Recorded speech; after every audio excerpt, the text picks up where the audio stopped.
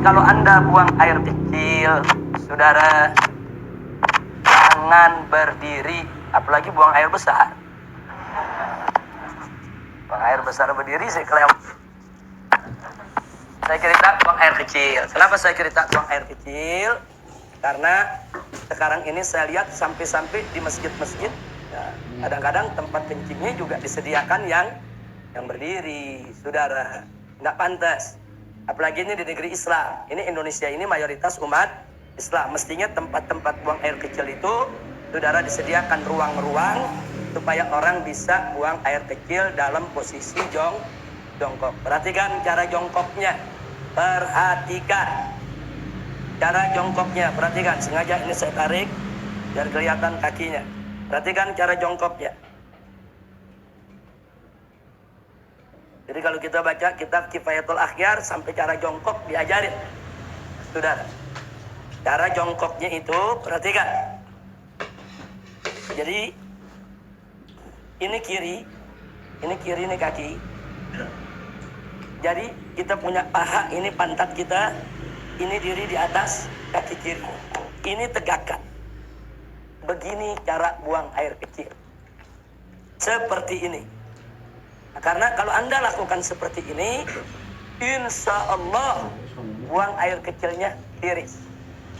Kita jauh dari penyakit silisil bol. Nah, penyakit yang kencing gak habis-habis. Coba kalau Anda tidak tiris, ya perasaan kalau kita jongkok aja biasa, kencing, selesai. Saudara, nah begitu selesai, kita ambil wudhu dan lain sebagainya. Tanpa terasa, kadang-kadang air kencing masih keluar. Ngetesnya gampang. Cara ngetesnya, Anda kencing jongkok biasa. Nah, setelah jongkok biasa selesai, Anda cebok, istinja, Anda keringkan, Anda taruh kapas. Tes saja, atau taruh tisu. Nah, taruh tisu, Anda pakai celana dalam, taruh tisu, tutup aja sama tisu. Habis itu Anda wudhu, apa segala macam, Anda mau sholat, buka lagi, lihat tisunya, ada tetesan air keluar lagi. Itu kalau kita mau ngetes, bener gak ini keluar lagi? Jadi kalau orang yang buang air kecilnya tidak tiris, akan keluar lagi. Nah maka itu supaya tidak keluar lagi, perhatikan, ini seperti ini akan tiris. Seperti ini. Nah, setelah seperti ini buang air kecil, kita bungkukan sedikit. Nah, boleh sekali-sekali kalau masih berasa ada, kita tukar posisi. Nah, sekarang kita di kanan, kiri yang tegak. Tapi ini bukan posisi utama, bukan. Posisi utama yang tadi. Ini cuma untuk menggoyang kita punya kantung kencing. Supaya kantung kencing kita nih kegoyang. Digoyang begini, balik lagi. Tapi ini yang utama. Ini kalau begini kita kencing, insya Allah tiris. Tidak akan tersisa lagi. Kira-kira jelas tidak? Ditambah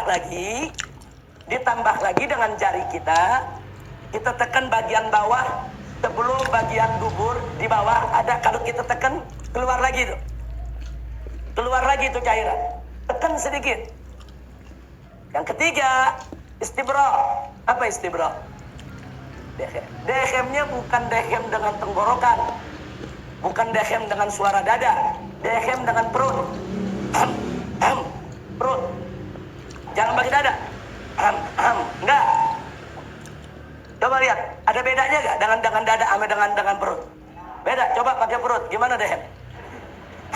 Perut kita tekan. 3-4 kali. Nah, itu klepnya terbuka. Kita dehem, klepnya terbuka, dia akan tiris air kencingnya. Kira-kira jelas? Habis itu baru kita istinja. Jadi Islam ini indah. Sampai cara kencing diajarin. Dalam Islam ya ikhwan. Dan ternyata para dokter mengakui. Para dokter itu mengakui ternyata betul memang posisi itu membuat bukan hanya kantung kencing, membuat ginjal kita di posisi yang benar untuk membuang daripada air seninya.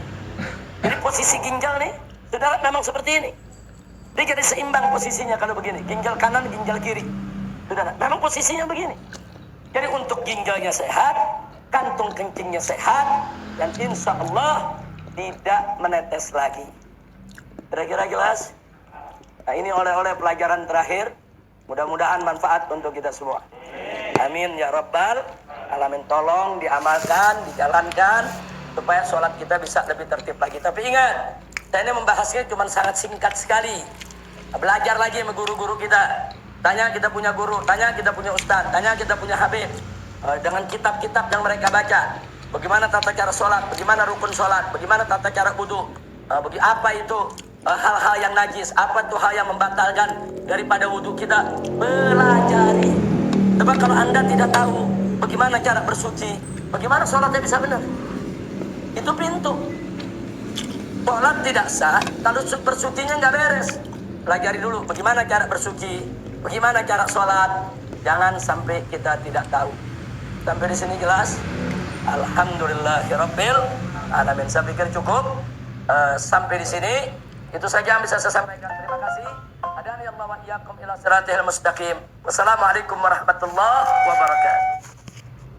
Begitu kita sholat di tahiyat yang terakhir, kemudian kita teringat, yakin bahwa tadi